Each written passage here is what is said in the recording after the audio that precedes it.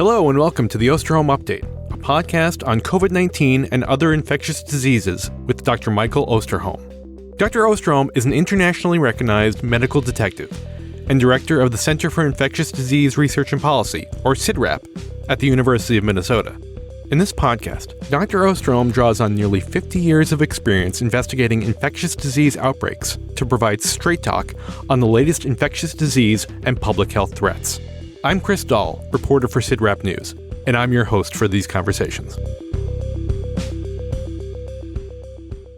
Welcome back, everyone, to another episode of the Osterholm Update podcast.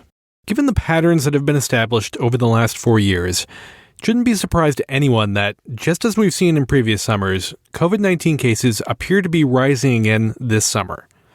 The Centers for Disease Control and Prevention said late last week that some areas of the country are seeing consistent increases in COVID-19 activity, while BNO News reported that COVID cases have been rising slowly for 5 straight weeks, and are likely much higher given that most people are testing at home and many states and hospitals are no longer reporting detailed COVID data. Are we on the cusp of another summer surge of COVID cases? That will be our lead topic on this July 11th episode of the podcast. We'll also discuss COVID wastewater levels, provide an update on the latest H5N1 developments, answer an ID query about the timing of updated COVID shots, and discuss the latest news on measles, Mpox, and dengue fever. We'll also bring you the latest installment of This Week in Public Health History. But before we get started, as always, we will begin with Dr. Osterholm's opening comments and dedication. Thanks, Chris, and welcome back to all the podcast family members who are joining us again. Thank you for staying in there with us. We appreciate that very much. And for anyone who might be new to the podcast, I hope today that the information we're able to share with you is what you're looking for and that you find useful. I will warn you, if you're new to the podcast family members already know this. It's an eclectic kind of podcast, you might say, where we cover topics really from A to Z, from the head to the heart. And but nonetheless, I hope that it's helpful to you. I'd like to start today by talking about a topic that's been on my mind a lot lately. I'm sure it's also been on yours, at least for some of you. Over the past few weeks, willingly or not, our country seems to have been thrown into a debate about what it looks like to age and to age well. And I'm not even sure necessarily what that even means, to age well. Recent conversations with many of my friends and colleagues have been reflective of this too. The topics of surgeries and fall preventions have now become common among the other regular life updates we share with each other. Whatever the motivation for thinking about aging, maybe you're nearing a milestone birthday or just love someone who is. I think it's a worthwhile topic to reflect upon. I personally have reflected a lot on this. Most of you know on the podcast, I'm 71 years old, and I've lived a lot of life. And I look today at who I am and what I am, and I ask myself, is this the same Mike Osterholm that was doing this job 20 years ago? Am I able and capable of doing the job that's necessary for me to do to run this center in a way that's highly effective? I also think about my accumulated life history scenario and remind myself why in all those early years of long-distance swimming challenges, swimming the English Channel, issues like that where I literally did everything I could to induce skin-related cancers in later life. I don't know why I didn't do a better job of protecting myself at that time, but I didn't. I think about even the extent of which today I regret that I was the victim of, unfortunately, far too many punches to my eyes from a drunk father when I was a young boy. Today, I actually experience the challenges of that very kind of trauma that I had many years ago. I think about the fact I'm one of the few people that should know better, but more importantly, having had the opportunity to know better once and then twice. I have fallen off a 2-story roof twice in my lifetime, both times asking myself, what was I doing up there to begin with? And number 2, after the first one, you would have thought I would have given away all my ladders to the people out there that I don't like.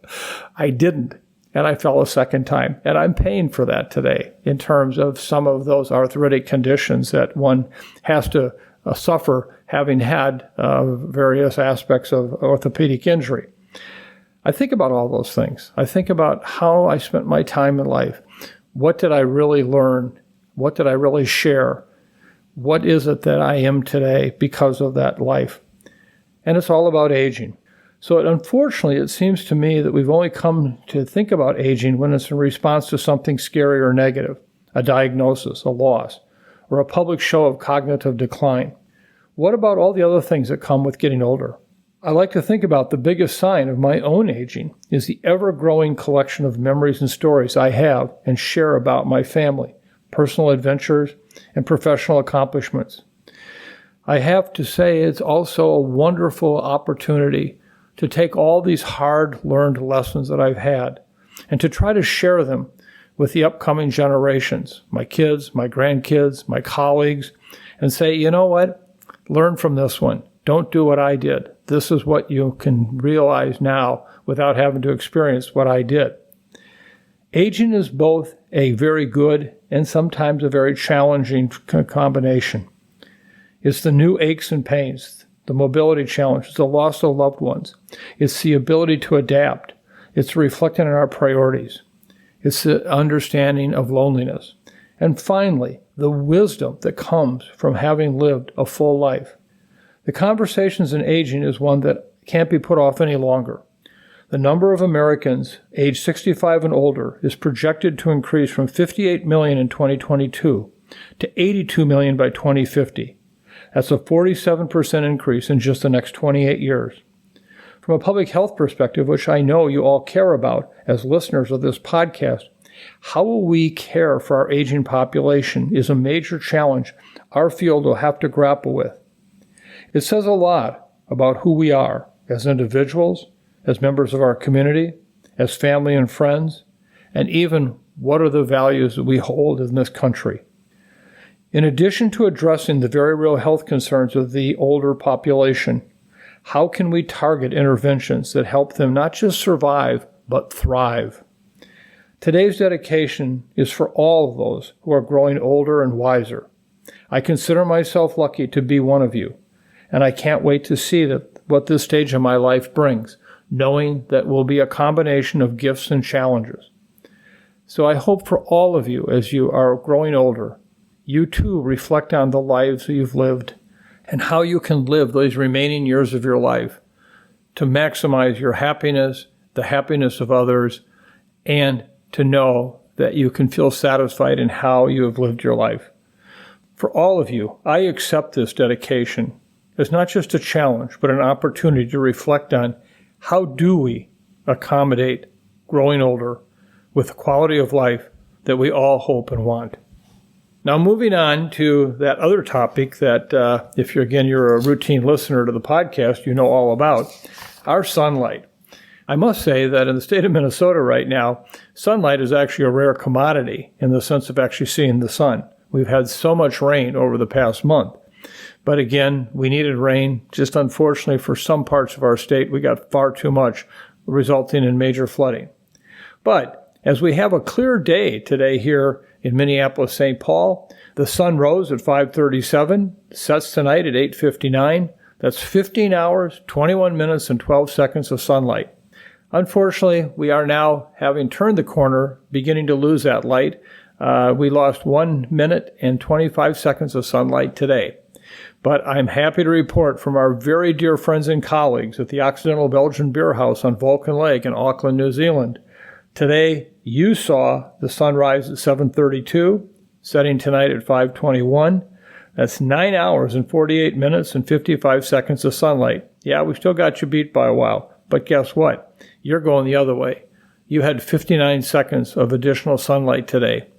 We will meet somewhere in September, and at that time, exchange that happy role of, I'm getting my sunlight back, wish you were. Again, thank you for joining us today. I hope that this podcast is helpful as we're taking on a number of complicated topics, ones that are front and center, and we're acknowledging the discussion that we're all having in this country today on what it means to be aging. Mike, we've been leading with H5N1 for the last several episodes of the podcast, but this week we are turning back to COVID with cases on the rise again. As I noted in the last episode, the anecdotal data certainly seem to indicate an uptick here in the U.S., but how much is that being reflected in the official data, as sparse as it is? And what's going on in other countries? Let me begin this answer with one word, repeated a few times for emphasis. Humility, humility, humility. This is where we have to be honest and say, what do we know and not know? What has experience taught us? What do the data that we are collecting tell us? What are the gaps in those data that therefore we have challenges understanding what's going on? What is it this virus is doing that might be new? And in that sense, Chris, I can say quite honestly, as I've been trying to piece together what's been happening with COVID, it almost brought me back to the early days of the pandemic, where we had to really emphasize that there was a lot we didn't know. Case data was scarce because tests were so difficult to find, and we relied pretty heavily on hospitalization data. Fast forward to today, and case data is scarce because most people are testing at home, and even if they're testing at all, and those numbers are not making their way to local and state health departments. However, on top of that, we're now also missing out on a sizable chunk of hospitalization data because hospitals are no longer required to report these cases either. As a result, wastewater data has become one of the go-to metrics we have, at least for the U.S. data. And as I mentioned last episode, even that can be confusing at times. And as I noted in the previous podcast, we will get into that confusion a little bit more, and we will do that in just a second. But let me first just provide a brief overview of where things stand with COVID as we see them. First, here in the U.S., the amount of virus that's being detected in wastewater surveillance has increased throughout the past couple of months, basically ever since May. Now the good news, at least at this time, is that the overall levels remain relatively low compared to what we've seen in the past. As an example, according to data published by the CDC, there was a stretch from August 2023 to March of this year, a total of 33 straight weeks where the levels exceeded where they're at now. Still, our current trajectory has some parallels to the increase we saw last summer, which eventually led to some of the elevated activity I just mentioned from last fall into the spring. In this present situation, however, the increase seems to have started around a month and a half earlier than the one we saw last summer. Last summer, increases began in July, whereas this summer it appeared to start sometime in mid-May. So how long will this last, and where will things peak? At this point, I'm not sure it warrants a sounding of the alarms, but as always, the increased activity is something to keep in mind and pay attention to. This is especially true for those living in areas of the country with levels above the national average. On a regional basis, this includes the western U.S. and southern parts of the country. In addition, there are several states, including Hawaii and Florida, that have been seeing some fairly dramatic increases in wastewater levels. Otherwise, beyond the wastewater data, there also has been some additional signs of increases, including climbs in test positivity, the percentage of emergency room visits resulting in COVID diagnoses, and hospitalizations. Now again, as I just said, with hospitalizations, the data aren't complete by any means. For example, B&O News is reporting that just 34% of the U.S. hospitals provided COVID data this past week, which is down from 91% in early May. Again, this is a byproduct of U.S. hospitals no longer being required to report COVID numbers to the Center for Medicare and Medicaid Services.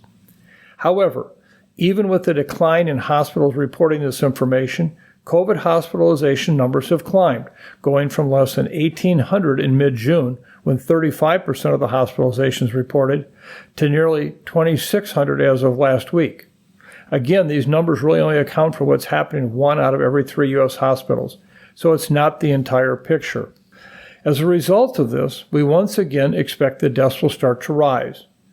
Otherwise, right now, the weekly totals stand at a record low of 283, which is the equivalent of 40 deaths a day. More specifically, that's about 14,600 deaths per year. And as I've said so many times on this podcast, but it bears repeating every time, these were not just numbers. These were our mothers and our fathers. These were our grandparents. These are our brothers and sisters. And unfortunately, even in some cases, are our children. Again, we'll see what the weeks and months ahead bring in terms of COVID activity. Hopefully we'll have a better understanding of what the role of the flirt variant, the KP2 and KP3 have had. Combined, they account for more than half of U.S. cases and could certainly be playing a role in the increases. As you've heard me talk about this before, variants are a wild card. We do not understand what they really will do to us in the future. We've seen variants arrive that were suspicious and concerning, for which little happened. On the other hand, we've had variants sneak up on us and move quickly, rapidly increasing case incidence. I don't know what the flirt variant will do, but I don't like having it around. Supporting the possibility of an influence from the flirt variant, recent upticks in places like Australia, New Zealand, and the UK, where the frequency of flirt variants has also climbed, is an important warning. Otherwise, growth of another variant, LB1, which is similar to the flirt variants, but with an additional mutation in the U.S. and beyond, is another trend we're keeping an eye on, since it could potentially prolong or worsen any sustained COVID increase. And of course, remember, waning immunity. The combination of both new variants and a 4 to 6 month post-vaccination or illness history is what waning immunity is all about. And so from this perspective, are we seeing an overlap now again in both the new variant and waning immunity, which surely is there for many of us, and I'll talk about that more later when we talk about the vaccine. So, will the current situation play out like the increase of last summer, which shifted the baseline up heading into fall and winter? Will this be a more simple, subtle rise in fall? We don't know. I do know there still is no evidence of seasonality, a winter virus or a summer virus. It seems to be a virus that comes with new variants and waning immunity. We'll have to wait and see. But in the meantime, we're all asking ourselves, how do I live my life? What does this mean? And I again support all of you and any of you who are at increased risk for serious illness, older, underlying health conditions, who have been at least 4 to 5 months out from your last vaccination or previous COVID infection. Take the steps that you feel most comfortable with to protect yourself. Masking when necessary, more testing of people coming to see you. At this point, that is such an important tool that you have. And then hopefully we can get through to the point of where we'll be talking about vaccines in a moment, and you can get your next dose of what I think will be, again, another good vaccine matchup. So, Mike, let's dive a little deeper into that wastewater issue. You just cited the wastewater data from the CDC, but that's not the only group that's monitoring COVID levels in U.S. wastewater. And over the past few weeks, those sources have had different interpretations of what's going on. So is that still the case? And if so, why? Well, Chris, it is, and it isn't. And I'll do my best to explain why that's the case. Basically, at this point, I'm aware of 3 major clearinghouses of SARS-CoV-2 wastewater data in this country, which help shed some light on regional and national trends. These include Wastewater Scan, the CDC's National Wastewater Surveillance System, abbreviated NWSS, and then a third organization, the BioBot Analytics. Let me talk about BioBot first, because I'll kind of move that to the side. It really isn't a major source of information today. Although we've looked at BioBot's data quite a bit in the past to help develop information for this podcast, they actually announced this past May that they'd be rolling back their public data reporting efforts for COVID. So they really have played a limited role in the recent wastewater data story. So when it comes to your question, Chris, I'll only really be referring to the 2 other sources I mentioned, the Wastewater Scan and the CDC National Wastewater Surveillance System. These are the 2 sources that at times have provided some conflicting data in terms of wastewater trends. And that's what we're seeing right now. For example, which is perhaps the starkest difference between the 2, is their assessment of the overall national wastewater trend. According to the Wastewater Scan, which is work led by researchers from both Stanford, Emory, and Verily, a private company, U.S. levels are now considered high.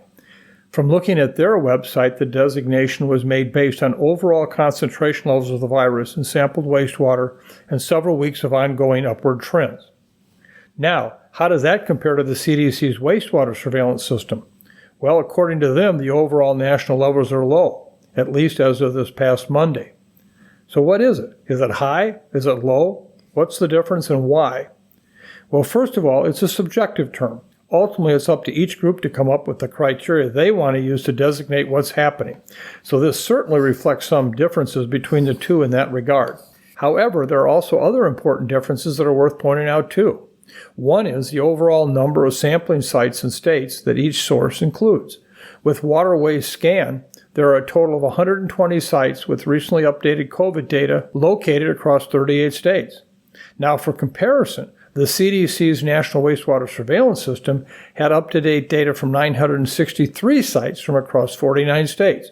So 120 sites versus 963, 38 states versus 48 states. So in terms of the overall representativeness, I think it's safe to say that the CDC National Wastewater System provides a more comprehensive picture of what's happening with wastewater activity.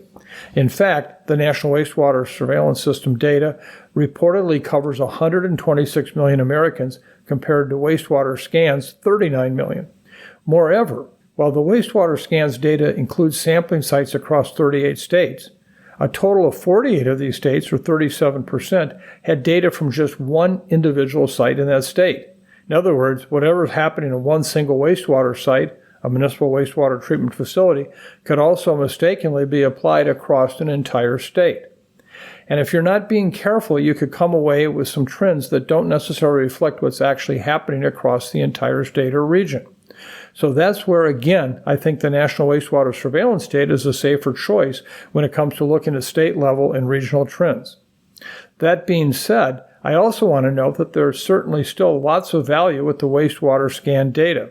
In general, it's more up-to-date compared to the National Wastewater Surveillance System. For example, as of Monday, wastewater scan featured data up to early July, whereas the National Wastewater System data only goes up to June 22nd, and it has yet to be updated due to the 4th of July holiday.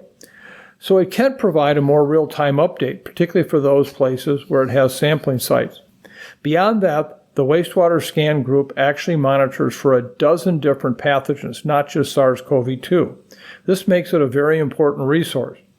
Otherwise, I think it's also important to highlight the fact that regardless of any discrepancies in activity level categories, such as high, medium, and low, both sources are showing a rise in wastewater activity across the U.S. So there are now upward trends, and that's important to keep in mind. That being said, it's also important to consider what sources you're using and what the strengths and limitations are. Now to H5N1. The CDC reported on July 3rd that a fourth U.S. farm worker had been infected with H5N1 avian influenza. Mike, can you discuss this case and any other items of note since the last podcast? Well, Chris, let me first just give an update on where we're at with the case numbers in terms of the dairy cattle outbreak.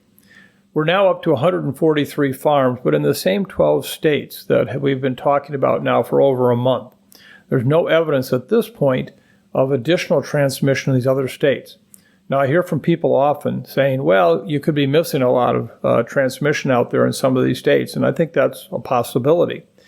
But I am struck by the fact that now that there is so much more awareness of what's happening, if in fact a farm, even in one of these other 38 states, were to have activity, it would probably likely be detected by local veterinarians, agriculture-related employees, etc., even if the farmer themselves didn't necessarily bring it forward.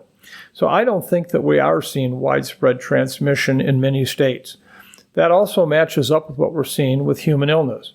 The human illnesses continue to be associated with those areas already identified, and there are now 4 cases you talked about. The most recent one, which was a case of conjunctivitis again, someone who got infected in their eye. I've talked about that before, that I expected more of those cases to occur. That is where the 2-3 receptor is at, the bird virus receptor for the cells in the eye, and that's why you're likely to get infected there. This person did not have classic influenza. Now, why do I think that this is important in terms of the number of states impacted? Because I think it's helping to provide some definition as to what happened in the early days of the virus movement. The fact is that we can now say with some real certainty that this is a single spillover event. If you look at the genetics of the virus, it's clear it's the same virus we've been seeing in all 12 states, and we continue to see even the infections of the 4 individuals. And if there had been more spillovers in other locations, we would have seen slightly different viruses genetically.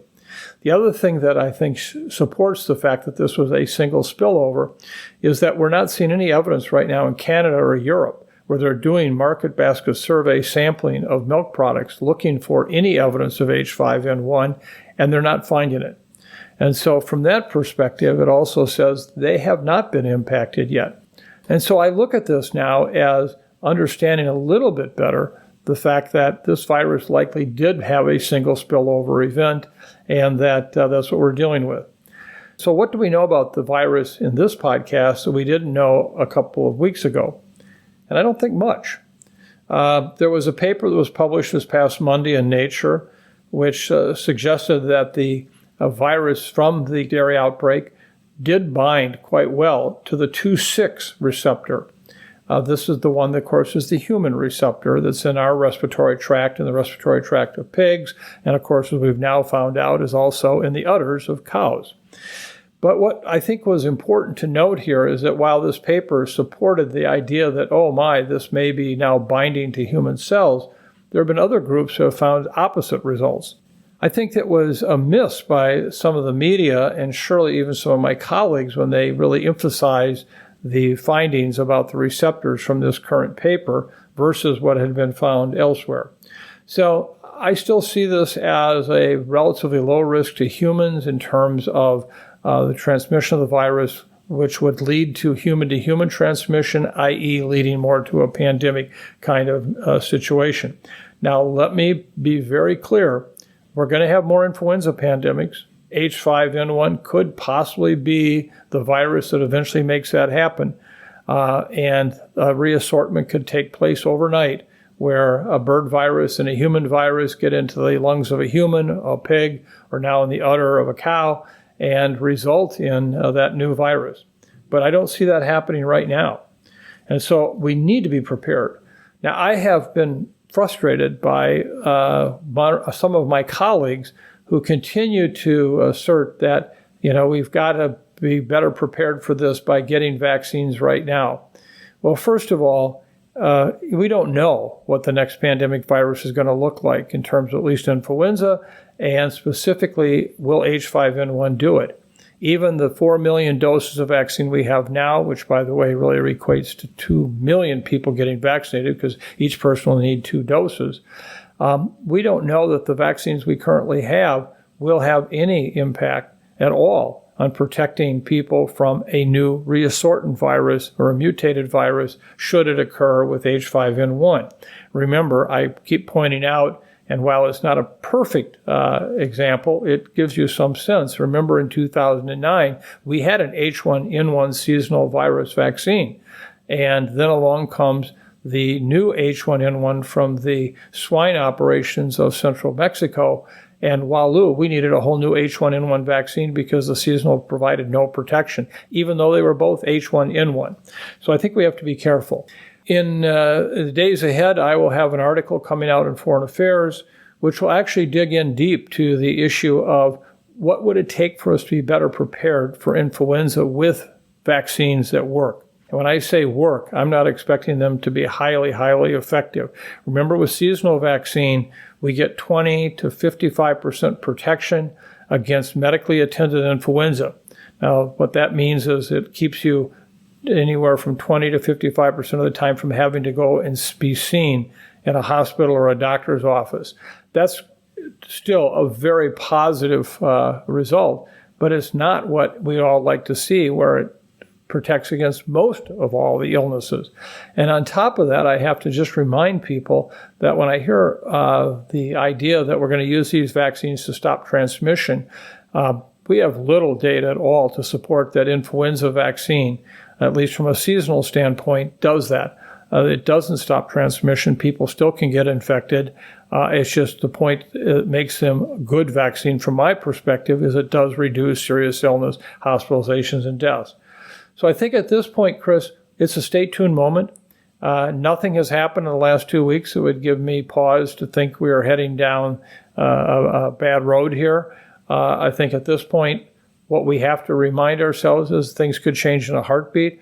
But at the same time, we have to be honest. We have to nuance what we know. For those of us who have been dealing with this virus since 2003, we've been here a number of times to the edge of the cliff, and only to suddenly be pulled back and then wonder why we got to the edge of the cliff, and also why do we get pulled back. I don't know if that's what's going to happen here or not, but at this point, I would say I don't see any real red flags that we're about to experience something much more severe than we currently have.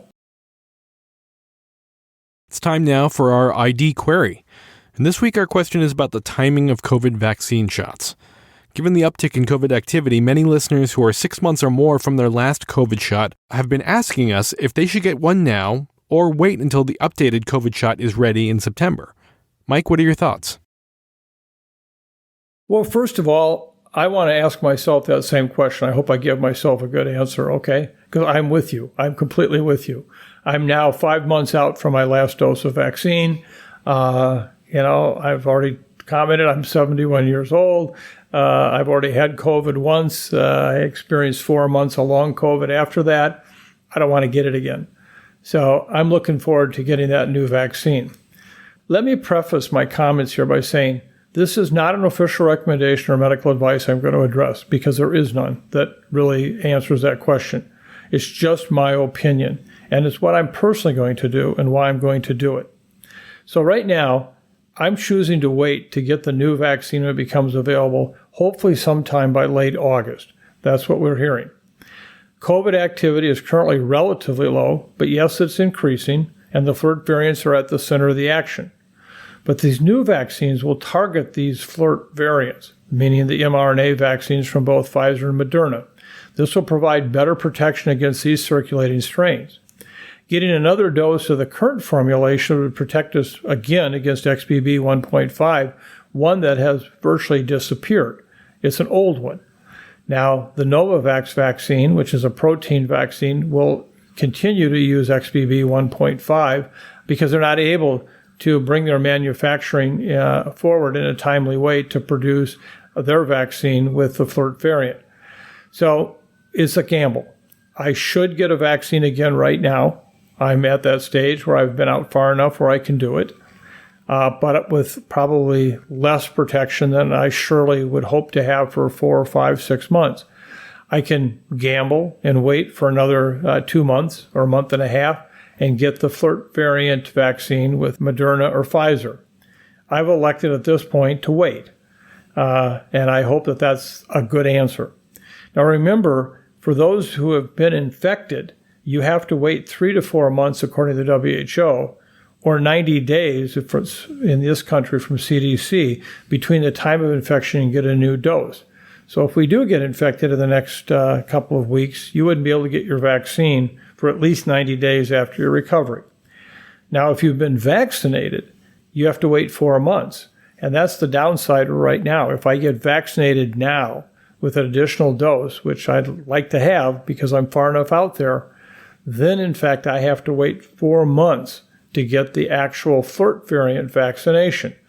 So I'm going to elect at this point to wait it out, hope that I don't get infected, and the fact being that right now we seem to have a relatively much lower level of infection transmission, and then we might very well have in a couple of months.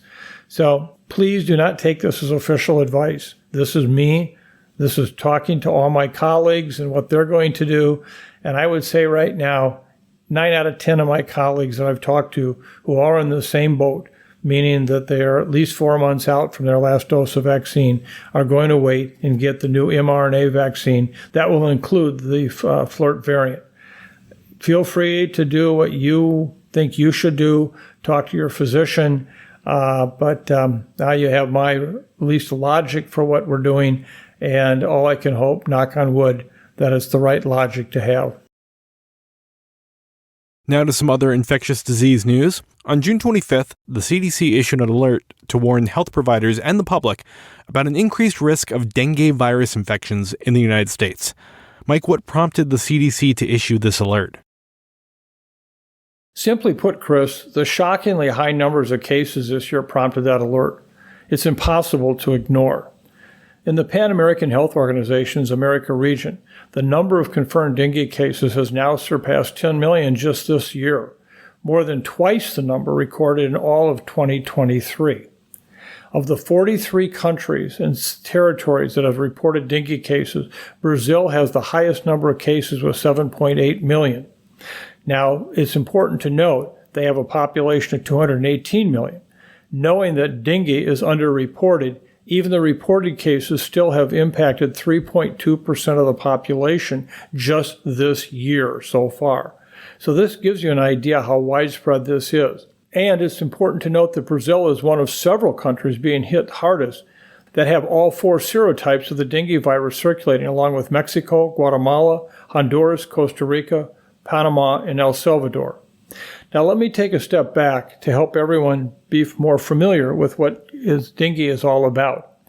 This is a virus, again, transmitted by the Aedes mosquito, Aedes albopictus and Aedes aegypti. I'll come back to that in a moment. But what's important is that in historic terms, there were 4 different serotypes of the dengue virus that arose over the evolution of time, and none of those overlapped each other. There were 2 in northern and southern Asia, 1 in Africa, and 1 in the Americas. When you were infected with one of those viruses, you had the case of dengue. Some call it break-bone fever. And through history, the case fatality rate for dengue was actually very low. People felt like they were going to die. That's why they called it break-bone fever, because you felt that bad, but you fully recovered. Well, what's happened since World War II, we have now moved mosquitoes all around the world, and now all 4 serotypes are located geographically wherever prior there had been 1 serotype. And with that post-World War II picture, we now have a new manifestation of dengue infection that is so critical. It's called dengue hemorrhagic fever. This is a very serious illness, and this occurs when you've been previously infected with 1 dengue strain, and you have just enough antibody not to protect you, but to cause a condition called immune enhancement when you're infected with the second dengue strain. This is where the hemorrhagic fever piece comes in. This is where it becomes a very serious challenge in the sense that anywhere from 10 to 20% of people may die, particularly young kids, from this infection. Now, the challenge we have is if you have no antibody, you get dengue again, remember, but you don't get dengue hemorrhagic fever. If you have lots of antibody from previous infection, then you actually are protected against dengue or dengue hemorrhagic fever. It's that waning immunity amount in the middle.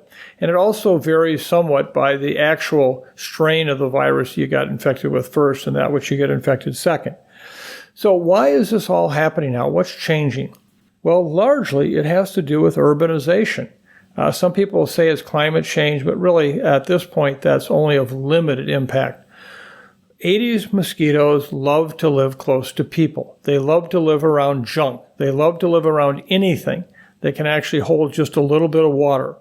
A good example post-World War II was all the military equipment that was left behind in these tropical areas, particularly in the South Pacific. You know, an old Jeep might sit there and rust away, but it also held a lot of hidden water spots from rainfall. Ideal locations for Aedes to breed. Aedes are what we call the household mosquito. They won't fly across the city street. They won't fly across an open park. They live right there. And when you have the kind of plastic garbage and junk that people have in these urbanized areas, many, many breeding spots for these Aedes. So in fact, what we're seeing right now is really a result of this modernized world of moving things around the world and then providing the habitats like we just talked about. So this has now become a huge challenge. Now, the picture in the U.S. is not nearly as severe as those we just discussed, but because we're living in an ever-globalized world, the alarm bells are really still ringing. As of mid-June, there have been 1,597 cases of locally acquired dengue in the U.S., with 1,580 of those from Puerto Rico and 17 others detected in the Virgin Islands and Florida. Dengue continues to be a threat to public health in Puerto Rico after the country declared a state of emergency regarding the virus in March. I believe the combination of severely heightened dengue cases of all serotypes in Central and South America, plus the season of summer travel, results in a greater risk of dengue exposure and ultimately prompted the CDC to issue the health alert. The center's alert included specific recommendations targeting healthcare providers, health departments, and the public, which I think was a good move. Awareness and response needs to increase among all these groups in order to effectively manage dengue. That includes its diagnosis and treatment. We will post the CDC's health alert in this episode's notes for our podcast family to review. It's especially important to be aware of dengue and other vector-borne diseases if you reside in or are traveling to one of these areas with frequent circulation. Finally, Mike, we've been wanting to discuss measles and the Mpox virus on recent podcasts, but just haven't had the time. So let's start with measles. What's going on there? Well, Chris, one area in particular that really concerns me when it comes to measles is the WHO's European region, which includes 53 countries. From 2009 to 2017, reported measles cases did not exceed 40,000 cases across these countries. But something changed in 2018, though, when the recorded case numbers reached almost 90,000, followed by 106,000 in 2019. From there, the pandemic hindered measles data collection, which led to a less clear picture of the disease and a major setback of progress. Fast forward to 2023. The WHO recorded 61,000 cases, which was still somewhat obscured by the pandemic conditions. Now, as of April 2024, the European region has already reached 70,000 cases in just 4 months. Though deaths remain relatively low thanks to medical advances, more than half of the infected individuals are typically hospitalized and can experience severe symptoms and complications, including pneumonia and encephalitis. You may be wondering what happened here. From a bird's eye view, measles vaccine coverage appears high. During this period, it was about 95% of children received at least one dose, and 91 to 92% got both jabs. What is obscured by this regional data, though, there are entire communities within and between countries that remain susceptible. There are also countries with relatively smaller populations that account for a disproportionate number of measles cases, most of them which are located in the eastern part of the region. These countries now account for almost 98% of the reported cases in the region. But let me put this into context. The WHO estimates that about 136,000 deaths occurred from measles in 2022. 95% of the deaths occur in countries with low per capita income and weak healthcare systems. And when you look at it at a global level, only 83% of the 134 million children born in 2022 were vaccinated by their first birthday. That means 23 million kids in this world were not vaccinated by their first birthday against measles. These are the children that will develop measles one day and will, unfortunately, help spread it around the world where we don't have 100% protection. So this is really an important issue right now. We have a very safe and a very effective vaccine. This should not be on the public health agenda of 2024. We should be close to keeping measles to just a few thousand cases a year across the world, and yet we're not. The WHO has issued a warning about these trends in the countries around the world, urging them to vaccinate the vulnerable, concentrating on those newborn children. But there continues to be such hesitancy. I fear that the combination of hesitancy and lack of resources in low-income countries is going to mean that we're all going to be facing a kind of measles world that just 10 to 15 years ago we never could imagine would ever be back with us. And then earlier this year, we discussed the emergence of a new strain of the Mpox virus in the Democratic Republic of Congo that's different from the strains circulating globally. Do we know anything more about this strain, Mike? First, Chris, let me just lay out a little background for you related to Mpox. This virus is related to smallpox. It's part of what we call the orthopox virus family. And throughout history, smallpox was the very dominant infection that occurred throughout the world. And people would get smallpox and either die from it, or they would survive and now have immunity against smallpox, which actually provided cross-protective immunity against Mpox. However, as you know, in the late 1970s, when we brought about to the world the greatest public health achievement of all times, the elimination of smallpox from the world is eradicated, there was no longer a need to vaccinate.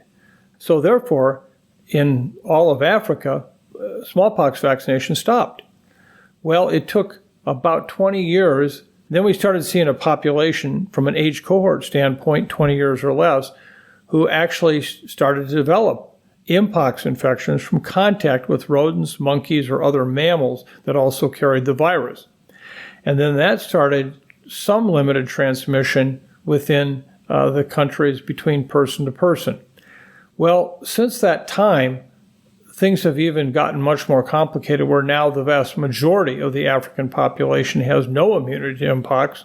And in fact, there now appears to be much more contact as the population grows between those who live there and these animal species I've just talked about. So as I talk about this, I want you to just understand the background of how we went from a disease of virtually no public health importance to one now of great importance. The strain that you just mentioned, Chris, is a cause for a significant amount of morbidity and mortality in the Democratic Republic of the Congo. As a reminder to our listeners, this strain is from clade 1 lineage, which causes more severe disease and death compared to clade 2 lineage, which was responsible for the global Mpox outbreak that occurred in 2022. In the DRC, there have now been over 7,800 Mpox cases and 384 Mpox deaths reported so far in 2024, yielding a case fatality rate of almost 5%. And sadly, many of these cases and deaths have occurred in children, with children under the age of 5 accounting for 39% of the cases and 63% of the deaths. Clade 2, the less deadly lineage of the Mpox virus, is continuing to spread in other parts of the world. South Africa saw its first case of Mpox, the clade 2 strain, now back in early May, and has now reported 19 additional cases since then, including 3 deaths. Here in the U.S., an uptick in clade 2 Mpox cases have been reported in Los Angeles, with L.A. County Public Health reporting approximately 10 cases in a 2-week period in June. This was up from 2 or fewer cases per 2-week period during the past several months. Again, these are largely associated with sexual contact. As always, we'll keep you updated in this situation as it progresses both in the U.S. and internationally. I think it's very important that we understand that the clade 1 virus does pose a potentially major threat to health in countries, particularly in Africa. At the current time, there is a vaccine that's available. There are efforts underway to provide that vaccine in Africa. Supplies are limited. The U.S. government is doing its part to get as much of the vaccine to Africa to now deal with this local animal-human contact model, and to also make certain that anyone who is infected with the virus doesn't spread it to others, particularly those who might be traveling outside of country. Now for This Week in Public Health History. Mike, who are we celebrating this week? Thanks, Chris. In fact, today we're featuring Dr. Joseph Goldberger. He has an extensive career in public health that we will just scratch the surface of today. We'll include some additional resources in the show notes in case you want to learn more. Joseph was born in Slovakia on July 16, 1874, and immigrated with his family to New York City at age 9. He later capitalized on that experience after finishing medical school and joining the U.S. Public Health Service, where he conducted health inspections for newly arrived immigrants. He continued serving within the U.S. Public Health Service in a variety of posts, working across the spectrum of infectious diseases, including yellow fever, dengue, typhoid, diphtheria, and measles. His proximities to these conditions and their hosts resulted in him being infected by a number of these pathogens. This was notable when facing his next public health challenge. In early 1900s, a poorly understood condition causing the 4 Ds, dermatitis, diarrhea, dementia, and death, was running rampant in the American South. In 1914, Congress called upon the U.S. Surgeon General to conduct an investigation. He then chose Dr. Goldberger to lead the effort. After visiting hospitals, orphanages, and cotton mill towns across the South, Dr. Goldberger noticed something unique. Most professionals at this time were convinced that this was an infectious disease. However, Dr. Goldberger noted that the condition was most prominent in poor communities, and it did not seem to pass between patients to providers or staff. Instead, he hypothesized the people suffering from this condition, identified as pellagra, were experiencing a nutritional deficiency. Dr. Goldberger began numerous studies in these populations, providing a more varied, nutrient-rich diet. Results were clear. A diet with more varied sources of protein was protective against pellagra. It wasn't until Dr. Goldberg's death that researchers discovered that a deficiency of niacin, also known as vitamin B3, was the culprit. Despite all the evidence to the contrary, many of the medical community were dead set on believing pellagra had an infectious etiology. Dr. Goldberger conducted some experiments which would never pass an ethics committee today to try to prove that those who consider themselves expert on this condition, in fact, their science did not support this view. Many in the South saw Dr. Goldberger as an arrogant Yankee from up north, coming down to rehash the Civil War and criticize their current way of life. Indeed, cotton was still king in the South, and in large part due to the continued labor and exploitation of African American sharecroppers. These families, surviving off of rations of cornbread and molasses, were also disproportionately affected by pellagra. Dr. Goldberger did receive some recognition for his groundbreaking work. He was nominated 4 times for a Nobel Prize.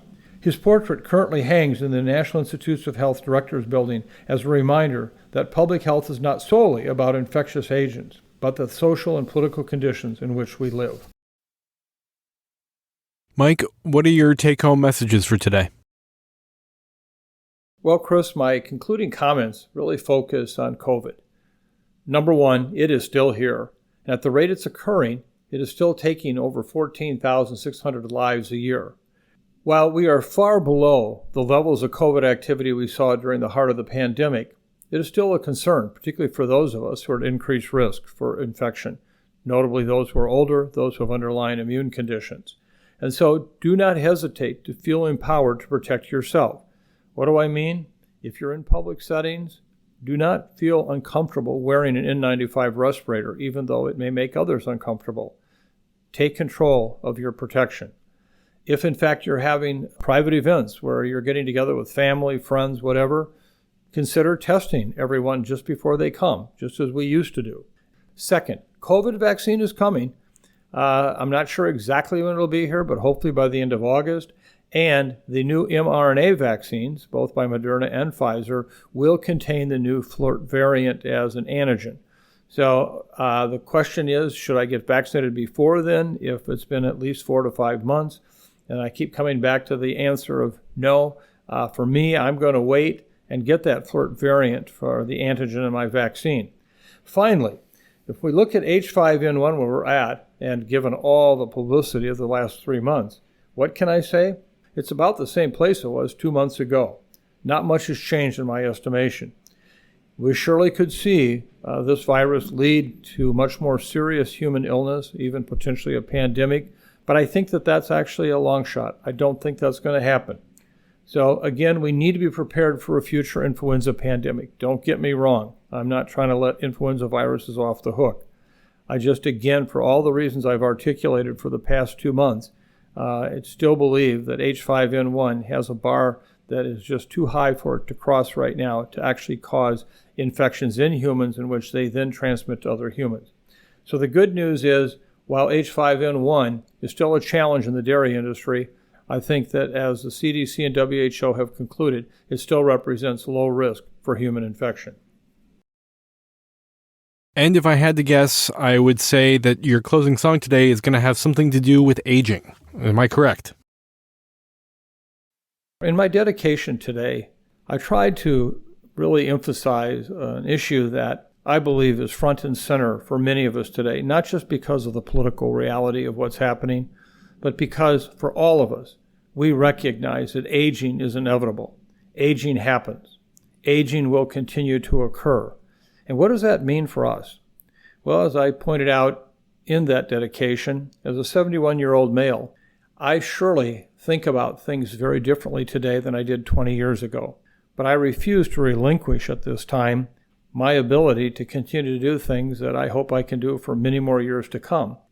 Today I've picked a song from someone who I have long admired as one of America's greatest singer-songwriters of the country folk music world. This is someone who's been one of the most influential songwriters of his generation. I'm talking about John Prine. the late John Prine, who died on April 7th of 2020 from COVID. Prine was known for his signature blend of humorous lyrics about love, life, and current events, often with elements of social commentary and satire, as well as sweet songs and melancholy ballads. He was an active composer, recording artist, live performer, and even occasional actor, right up to the time of his death. One particular song from Prine has stayed with me for many, many years. Hello in There, written and released in July of 1971. Prine wrote the song about when he was 22 and a newspaper carrier, stating, "I delivered to a Baptist old people's home where we'd have to go room to room, and some of the patients would kind of pretend that you were a grandchild or a nephew that had come to visit, instead of the guy delivering papers. That has always stuck in my head."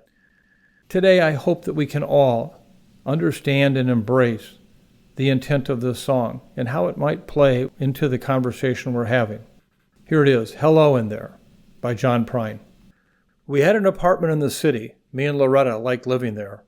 Well, it had been years since the kids had grown. A life of their own left us alone. And John and Linda live in Omaha, and Joe is somewhere on the road. We lost Davy in the Korean War, and I still don't know what for. Don't matter anymore.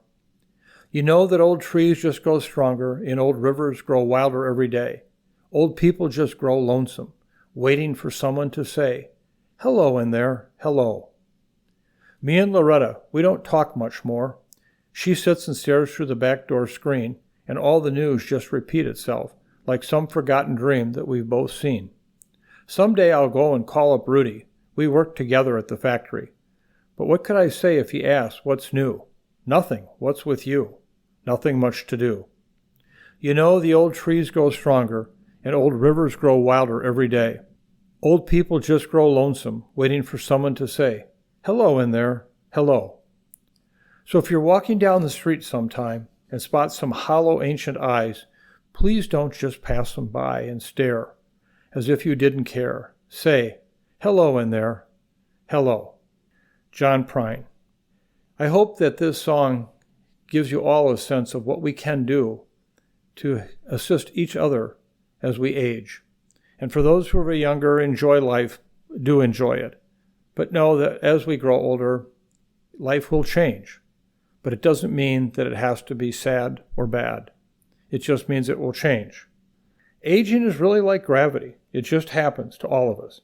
Today, let me remind all of you, saying hello to someone, particularly if they have those ancient eyes, is a priceless gift, not just for that person, but also for you. So thank you again for joining us. I hope that the information was helpful to you today. I hope you think about the issue of saying hello and all that it means for all of us. I hope that you have a good 2 weeks. Be kind. Be kind right now. This world needs that so badly.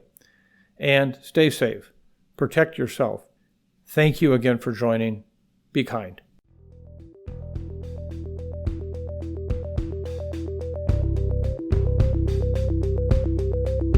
Thanks for listening to the latest episode of the Osterholm Update.